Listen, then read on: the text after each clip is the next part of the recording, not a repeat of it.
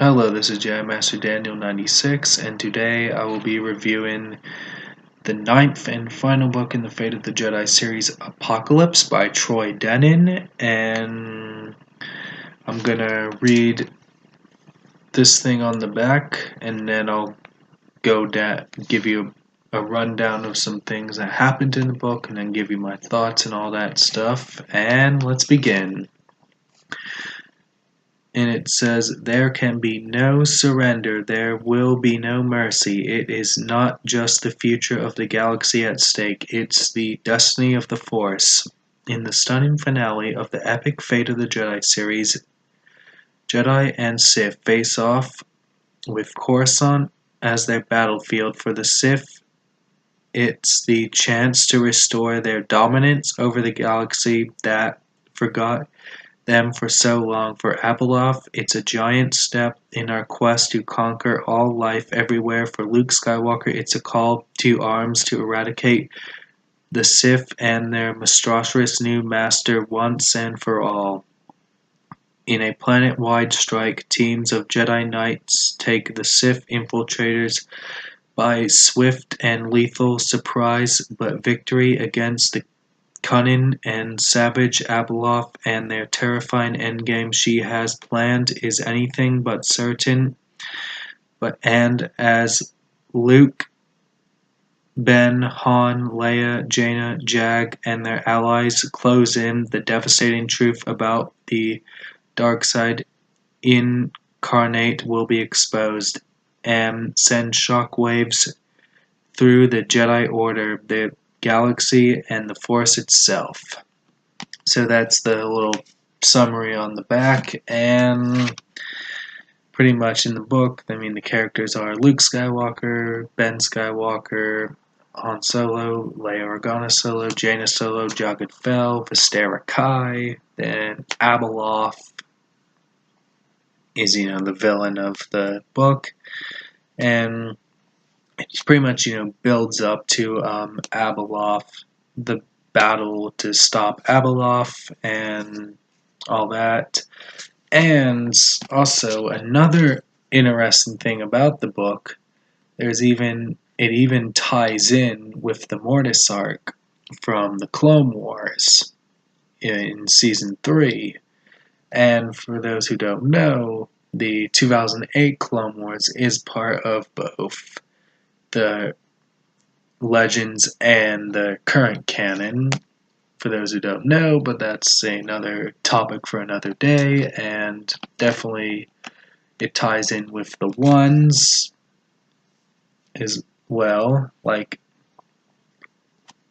and you also get mention of, when Anakin went to Mortis in those episodes, so you do get the mention there about the episodes from the Mortis arc, which I think was pretty cool, and I think it was a cool thing that Troy Dennin was able to bring some connectivity with the Clone Wars series, which, retcons the Clone Wars era from the original multimedia project, and I thought it was a cool idea to reference something from the show in this book, and it was a cool thing to do, and I thought, like a cool connectivity, and even know, when the reboot in the shows cancel it, the reboot of the EU, and when the Clone Wars was, canceled from its original airing from on Cartoon Network, they didn't really have a chance to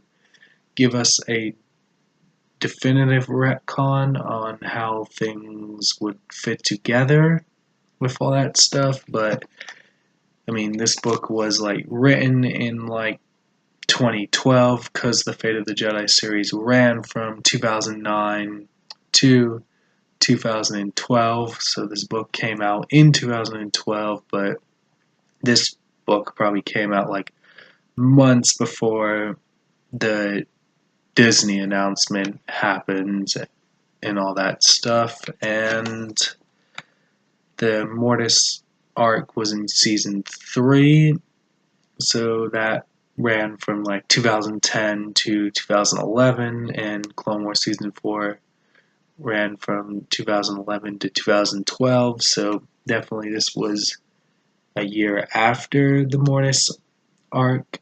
Those episodes came out, so it probably would have made more sense for like Troy Denning to write something in this book, and I thought it was a cool way to reference something from the TV show in the book and acknowledge it. And that was, just a little fun fact there. And as I said, they do reference, stuff with the ones, the son, the daughter, and the father. And they did also have Abeloth is the mother. So for those who don't know, and definitely when you read the book, you will find out for yourself. I won't go too much into it, and I don't want to spoil that much for you. I just want to give you some fun facts. And also, there's also a bit where Abeloth is trying to recreate the ones, and then they try to make Ben more represent the light and Vistera represent the dark. And I really do like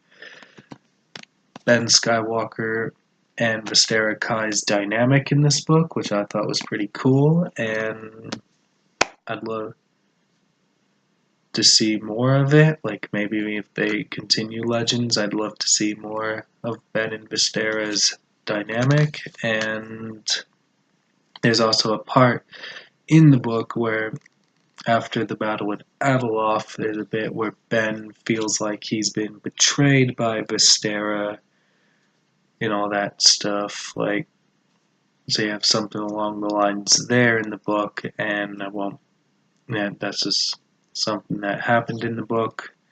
And then a bit towards the end, there's like at the end of the book, Jaina is set to marry Jagged Fell, so as where Jaina Solo is further in the timeline gets the name, where her name becomes Jaina Solo Fell, and definitely that does get set up that she marries Jagged Fell in the book. And those are just some stuff that went on in the book, and I'd say definitely this is well worth a read, and definitely was an epic conclusion to the series, and I really did enjoy it. I'd say it's probably the best one in the series, or one of the best in the series. Like, I'd say it really did a good work, and I'd say Troy Denning really did a really good job with this book, and